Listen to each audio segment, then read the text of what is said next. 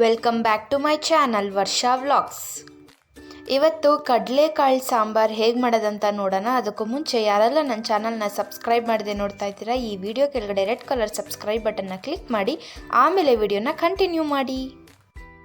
ಫಸ್ಟಿಗೆ ನಾವಿಲ್ಲಿ ಒಂದು ಈರುಳ್ಳಿ, ಒಂದು ಬೆಳ್ಳುಳ್ಳಿ ಬಿಡಿಸಿಟ್ಕೊಂಡಿರುವಂಥದ್ದು, ಸ್ವಲ್ಪ ಶುಂಠಿ, ಒಂದು ಟೊಮ್ಯಾಟೊ, ಸ್ವಲ್ಪ ಕೊತ್ತಂಬರಿ ಸೊಪ್ಪು, ಸ್ವಲ್ಪ ಪುದೀನ, 4ರಿಂದ 5 ಲವಂಗ, 2 ಚಿಕ್ಕ ಚಕ್ಕೆ ಪೀಸನ್ನು ತೊಗೊಂಡಿದ್ದೀವಿ.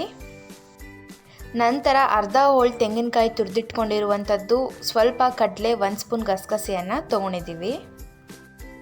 ಇವಾಗ ಮಿಕ್ಸಿ ಜಾರಿಗೆ ಒಂದು ಈರುಳ್ಳಿ ಹೆಚ್ಚಿಟ್ಕೊಂಡಿರುವಂಥದ್ದು, ಒಂದು ಬೆಳ್ಳುಳ್ಳಿ ಬಿಡಿಸಿಟ್ಕೊಂಡಿರುವಂಥದ್ದು, 2 ಚಿಕ್ಕ ಚಕ್ಕೆ ಪೀಸು, 4ರಿಂದ 5 ಲವಂಗ, ಸ್ವಲ್ಪ ಶುಂಠಿ ಪೀಸು, ಸ್ವಲ್ಪ ಪುದೀನ ಸೊಪ್ಪು, ಸ್ವಲ್ಪ ಕೊತ್ತಂಬರಿ ಸೊಪ್ಪು, ಒಂದು ಟೊಮ್ಯಾಟೊ,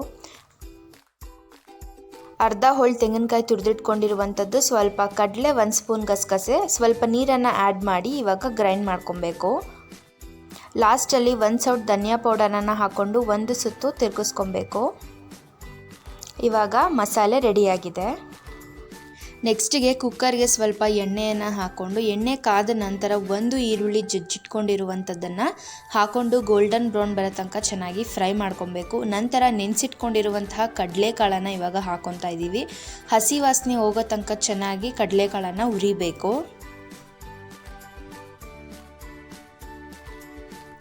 ನಂತರ ರುಬ್ಬಿಟ್ಕೊಂಡಿರುವಂತಹ ಮಸಾಲೆಯನ್ನು ಇವಾಗ ಹಾಕ್ಕೊತಾ ಇದ್ದೀವಿ.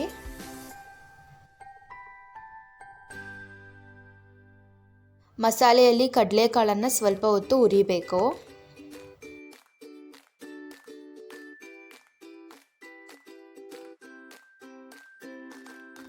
ನಂತರ ಒಂದು ಆಲೂಗಡ್ಡೆ ಹೆಚ್ಚಿಟ್ಕೊಂಡಿರುವಂಥದ್ದನ್ನು ಹಾಕೊಂಡು ಚೆನ್ನಾಗಿ ಮಿಕ್ಸ್ ಮಾಡ್ಕೊತಾ ಇದ್ದೀವಿ.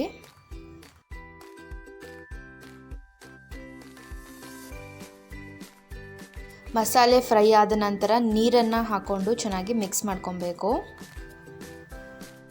ನಂತರ ರುಚಿಗೆ ತಕ್ಕಷ್ಟು ಉಪ್ಪನ್ನು ಹಾಕಿ ಚೆನ್ನಾಗಿ ಮಿಕ್ಸ್ ಮಾಡಿಕೊಂಡು ಕುಕ್ಕರ್ ಲಿಡ್ನ ಕ್ಲೋಸ್ ಮಾಡಿ ವಿಜಿಲ್ ಬರ್ಸ್ಕೊಬೇಕು.